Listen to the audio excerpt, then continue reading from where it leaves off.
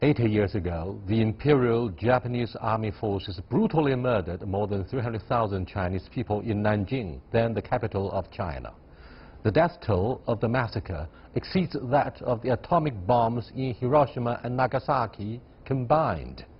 However, the Japanese government, even today, still prefers the term incident when referring to the horrifying crimes against humanity in Nanjing. Why does Japan refuse to admit its crimes during the Nanjing Massacre? What lessons can be learned? To understand more about the Nanjing Massacre and how the tragedy colors Sino-Japanese relations today, I'm joined in the studio by Gregory Ingen Zhang, a current affairs commentator from the United States, and Xu Qinduo, a political analyst for China Radio International. That's our topic. This is Dialogue. I'm Yang Rui. Before we get started, let's take a look at this background report. People's National Anthem, and paid silent tribute for 1 minute. The Chinese national flag flew at half-mast. A siren symbolizing grief bled across the Nanjing city, and the people stood still for the minute of silence. President Xi Jinping, who is also General Secretary of the CPC Central Committee and Chairman of the Central Military Commission, and other leaders of the CPC Central Committee and the central government, along with thousands of people, including survivors of the massacre, soldiers, veterans, foreign friends, and schoolchildren, attended the National Memorial Day ceremony. This is the second time Xi Jinping has attended this event. His first attendance was the first National Memorial Day in 2014. The Guard of Honor laid wreath in front of the main memorial as solemn music played.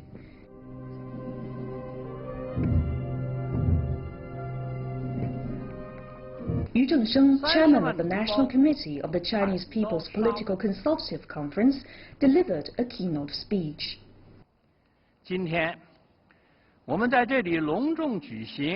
Today we gather here to hold a national memorial service for Nanjing Massacre victims in commemoration of the deceased and massacre and all lives that were lost during the Japanese aggression. It's a declaration that the Chinese will never forget the past and that will cherish peace in the future. It's a solemn declaration that peaceful development is our wish and pledge. A declaration of peace was read out and the bell of peace sounded. Dozens of dolls were also released.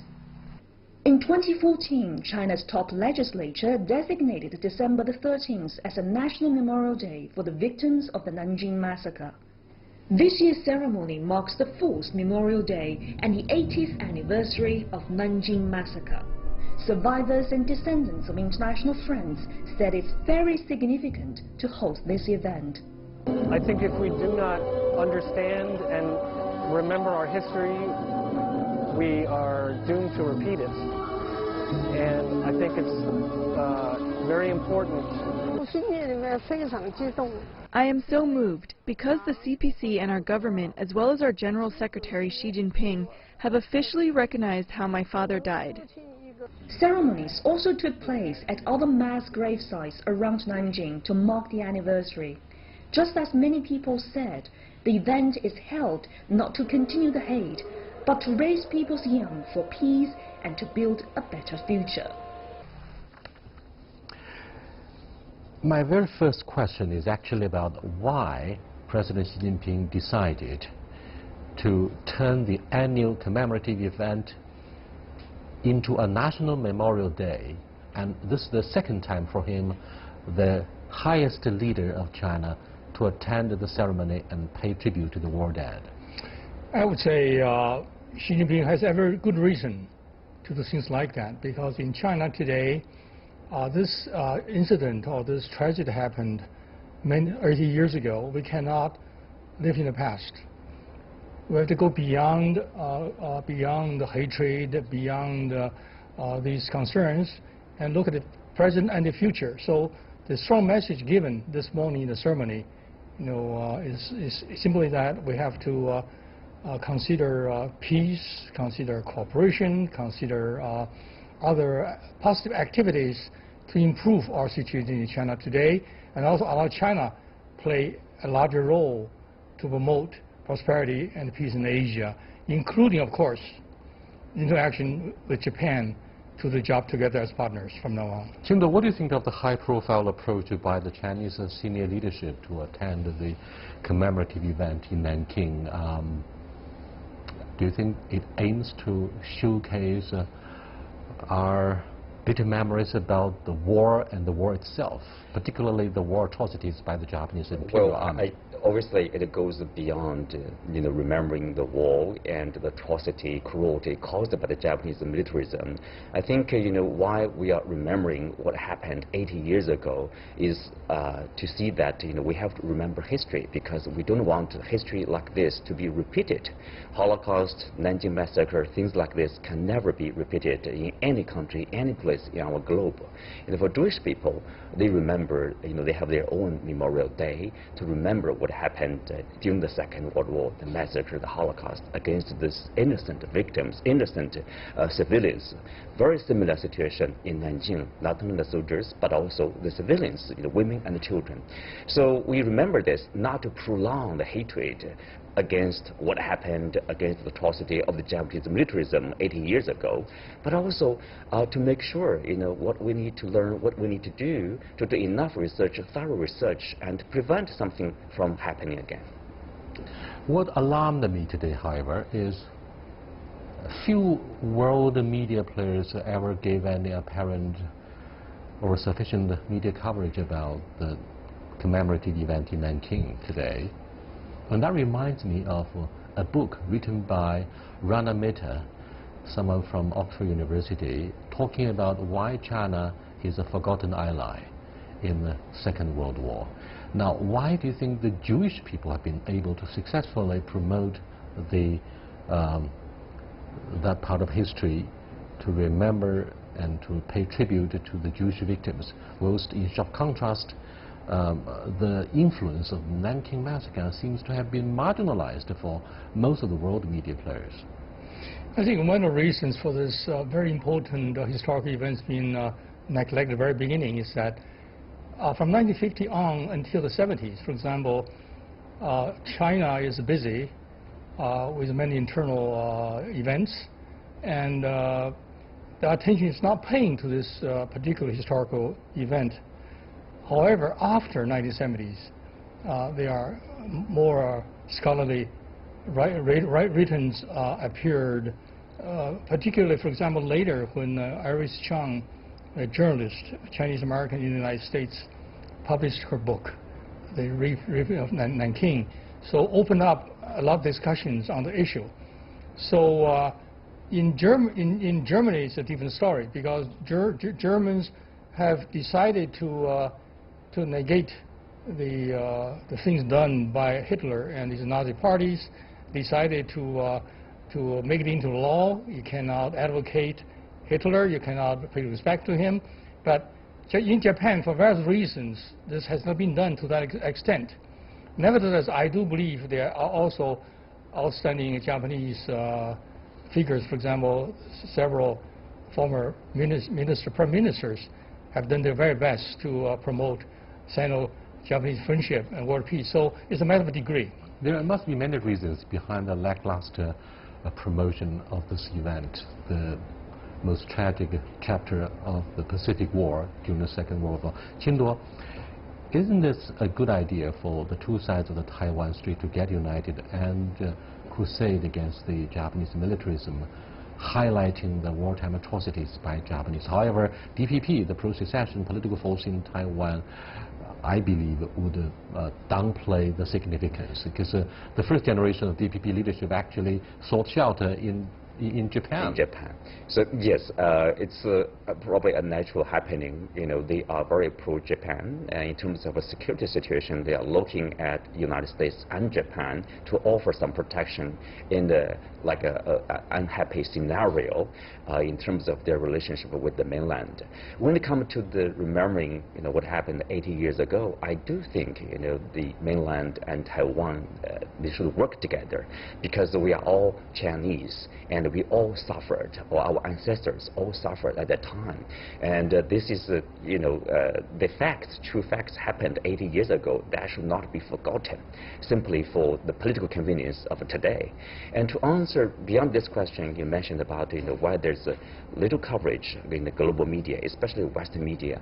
I think in general, like a Second World War is being remembered, is being written the history by mostly Westerners, not by the Chinese or people living in the East, actually.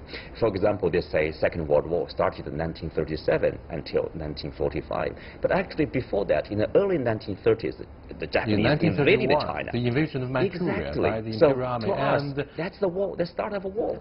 the Union, the League of Nations failed to stop the Japanese from launching the invasion. Having said this, what do you think of the high-profile propaganda by the Japanese to promote the image of victimhood annually by inviting dignitaries from around the world to attend their commemorative event in Hiroshima and Nagasaki to commemorate the atomic bombing of these two cities? And now the death toll of these two cities towards the end of the Second World War was less than the death toll we have from the Nanjing Massacre. But the Japanese successfully did the propaganda. Well, we show our strong sympathy with the victims of the Japanese militarism. But having said this, why are they able to get the attention from the world media? Well, one of the strategies adopted by the Japanese politicians, the general public to some extent, is to shift attention. For example, they were the one to start a war in Asia. It began in 1991, then with this massacre in Nanking. Oh, by the way, President Obama, when he went to attend the ceremony, refused to apologize. He didn't say a single word of apology. No. That was very meaningful. He did the right thing, of course. And then, of course, after the massacre in Nanking, Japanese expanded their invasion into the Pacific, dropped the bombs in Pearl Harbor, and eventually, of course, the atomic bombs stopped them from altogether. So they were asking for this drop of the bombs. They cannot blame what action taken by Allied forces for necessity. So the approach to emphasize peace and so on this particular day, August 6th, is a shift of attention. But I do believe the world at large can see the reason why that explanation cannot stand by itself.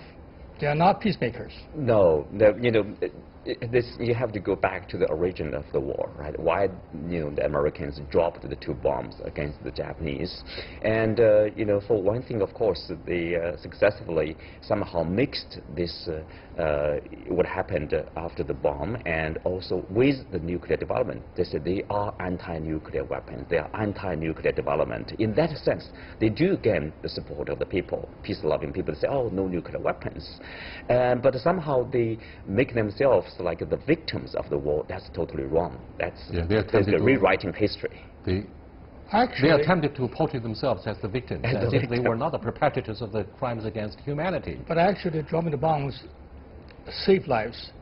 If bombs were not dropped, Japan would not agree to surrender quickly. There would be an invasion of the Japanese proper. So there would be millions of people died on both sides of Allied forces and Japan itself. Plus, they had an order to execute all prisoners of war if the Japanese soldiers withdrew from mainland China back to Japan. So the bomb was dropped with necessity and saved lives instead. Gentlemen, let's come back to look at the Nanking Massacre itself. One most contentious issue between the two governments in Tokyo and Beijing was the death toll. The Japanese denied vehemently that there should be over 300,000, but the Chinese said, we have the solid evidence.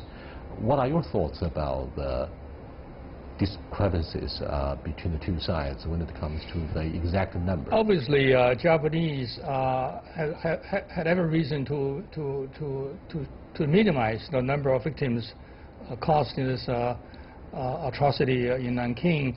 But one authoritative statement made by the International Military Tribunal for the Far East, the number was claimed to be more than 200,000. The figure from the Chinese source is more than 300,000. But regardless whether the number is which is true, things like this should never have ever happened. The atrocity, the level of cruelty has come to the very top. So numbers are important to indicate the scope of the destruction. But even more important, we have to know that this type of activities can never happen, but it did happen, which is a great tragedy in itself. And the fall of Nanjing city 80 years ago was also something that historians wanted to discuss. General Tang Cheng-zhi from the KMT government failed to defend Nanking, and inevitably some of the Chinese observers would draw a comparison between the Soviet Red Army, who defended successfully the Stalingrad during the Second World War, and the inability of the KMT troops to defend the capital city of Nanjing. By the way, Nanjing was the capital of the KMT government during the Second World War, before 1945. So what do you think of this, the controversies surrounding the war itself, the battle itself? As we all know, Japan attacked Shanghai in early August 1937, and suffered a heavy casualty. The national government decided to pull out the whole strength to defend the territory brilliantly. So there were heavy casualties on both sides.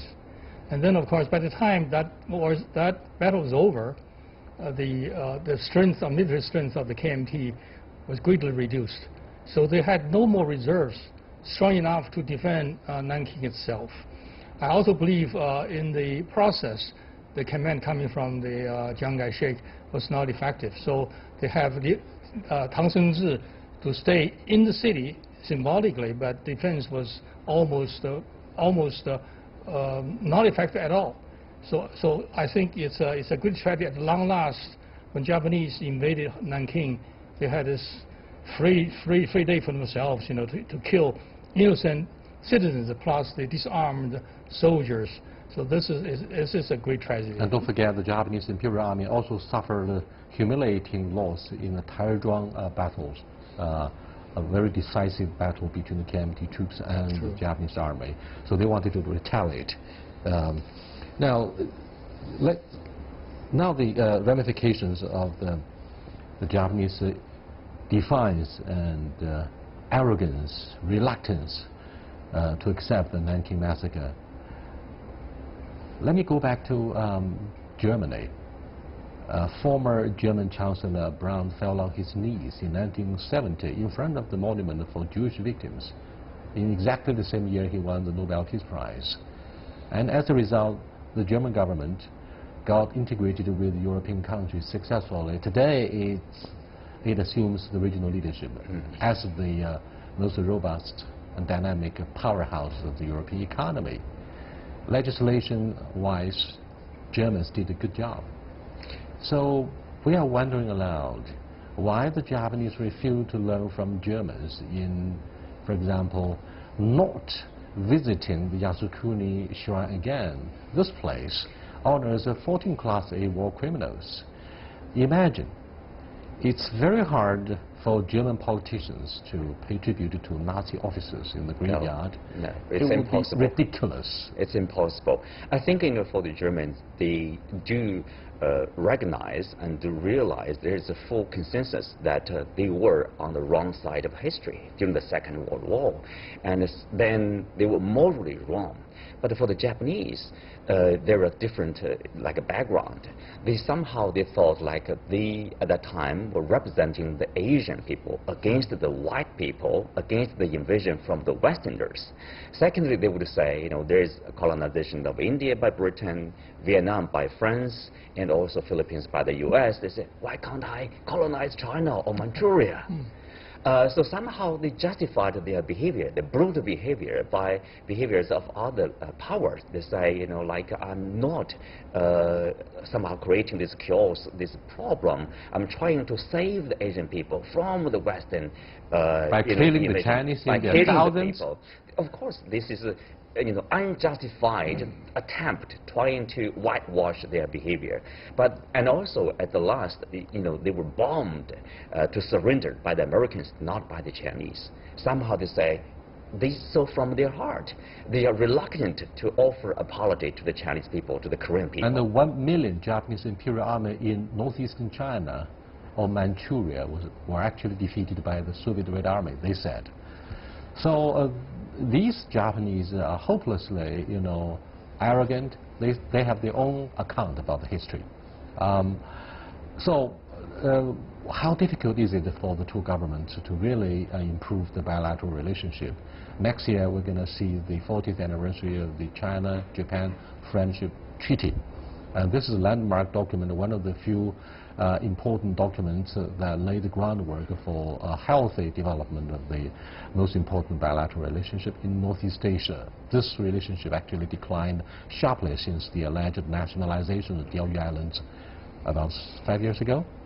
So this is, and South Korea would take issue with Japan on comfort women. Comfort women, yeah. sex slaves. Well, 80 years ago, of course, when that happened, the Japanese military commanders in China, we hijacked the civilian leaders back in Tokyo to start the war. And once it started, they couldn't stop and go further and further. But that is long gone now. We have to look into the future with broad-minded design, knowing that Japan, yesterday, today, and tomorrow, will always be our neighbor. Therefore, there's no other choices but to broaden our views, look at from higher standing, to suggest from now on we should do everything we can to improve relations, Sino-Japanese relations, and also China will play a larger role, be very active and supportive to promote the prosperity of Asia as a whole. But it takes two for the tango. And if you look at the Japanese side, we often talk about the history issue. If you look at the textbook, for example, Nanjing Massacre for the primary school textbook is only a footnote. It's not even written in a text. So for a lot of young people, Japanese people, they have no idea what happened. They call it the Nanjing incident, 80 years ago. So how can you expect the people to contrite, to remorse, to regret what happened, and then to support the government to offer a proper apology to the Chinese, to the Korean people, and then we can move forward? Well, young students in Japan obviously have been brainwashed by the revision of the textbooks, but in 2015, 2 years ago, UNESCO's Memory of the World program inscribed documents from the Nanjing Massacre from China in their Memory of the World Register. After the inscription was announced, Japanese were angry, denouncing UNESCO for the alleged politicization of the matters. What's your take on the Japanese government's reaction to this issue, Gregory? Of course, in the past, there were revisionist Japanese taking the stand that this massacre has never ever happened. That's one go to very, very extreme. Nevertheless, truths are truths. Facts cannot be changed. Oh, by the way, on August the 15th, 1995, 50th anniversary of the surrender of Japan, Mr. Tomiichi Maruyama, former Japanese Prime Minister, did apologize for Japan's aggression and the great suffering that it inflicted on Asia and Asian people. So some of the politicians in Japan, some people who love peace in Japan, deserve credit for criticizing Japanese militarism and the atrocities they inflicted on the Asians. Very much so. For example, recently in Canada, there were 4 provinces has designated December 13th as the We also saw the video which day. went viral on the internet. The Canadian politicians agreed to adopt the Nanjing Massacre as a day to remember, right? Exactly, this is the history. History should be respected. And also, like, for example, the comfort women, of course, sex slaves, and the statue of sex slaves. And if you look at, like in San Francisco, and the Japanese city, the sister city of San Francisco, they basically challenged the move by San Francisco. They say, if you install this comfort women statue, we would sever the relationship with you. And they did so. And, there's a sudden death of the mayor of San Francisco. You can see the remarks and the reaction from the Japanese right-wingers. There's a celebration even. They say this is the curse of comfort women. How can anybody, any human being in this world, to express such remarks to the death of a beloved mayor, a Chinese American in San Francisco? Right. German Chancellor Angela Merkel said that her country was lucky to be reintroduced and accepted by the international community after the dark era of Nazi rule and the Holocaust. She said there was also a readiness in Germany to face their history openly and squarely. What a shame for the Japanese, in contrast with the Germans. Now, Japan is the only country in the world that has suffered a nuclear attack. So, time will be the best therapy for the wounds. When talking about Sino-Japanese relations, some argue that the reconciliation between the two countries is the best way to commemorate the end of World War II. Do you agree? I agree totally, because bygones are bygones. We don't forget history. I think Iris Chan, who wrote this book, The Reef of Nanking, had a very interesting statement saying that any country that forgets its history or try to change history will end up in nowhere, no place. Therefore, it's important that we remember what happened, but we would not live in the past in the sorrow. We have to be positive. We have to have plans for the future, and that is a challenge facing now China, Japan, United States, and all nations on earth. Given uncertainty and controversies that flared up between the two countries, Japan and China, Japanese Prime Minister Shinzo Abe, who is the longest-serving Japanese Prime Minister, vows to rewrite the pacifist constitution by 2020 to hopefully turn Japan into a normal country, quote-unquote. That means automatically that deployment of the Japanese army would become something like a piece of cake. What do you think of the implications of this political move? Well, I think, especially for countries like China and South Korea, North Korea, as neighbors of Japan, we have this fresh memory of the atrocity committed by the Japanese militarism. I mean, without this full apology, without this the demonstration of like a thorough understanding of history, and there's a lot of question marks, a lot of doubt about like which the direction Japanese is going toward. So that's why you see there's a lot of concern from the Chinese side, from the Korean side. Now we have this South Korean president visiting China. He also expressed his solidarity with China about the history against the invasion of the Japanese. So I think it's really now it's up to the Japanese side to do whatever they need to do and to gain the trust, to regain the trust of the Chinese and the Korean people, and then we can move forward. Japan is looking to become a permanent member of the UN Security Council, but if you cannot even have the courage to acknowledge the true history, how can you become such an important member of the UN Security Council? Allow me to say this. I think the leaders in Japan, Abe primarily, has to remember the history. For example, right after the Second World War, Japan was under protection of the United States, so the umbrella on the top. So Japan could devote the efforts and economic potentials to the economic construction. So today, the day is long gone that any country depend on military expansion to realize its political objectives. So Japan should not go to this military route at all. Instead, change the constitution, try to make a good difference. Could be a great mistake. Well, this is a day to remember, but it's not an occasion for us to extend our hate. The crucial message is that Mr. Yu Zhensheng, chairman of the CPPCC, the top advisory body of Chinese politics, is peacemaking. We should spare no efforts in protecting peace, and China gets ready to be a strong power in promoting world peace and prosperity. That's perhaps also part of the essence concerning Belt and Road Initiative. I'll see you next time. Goodbye.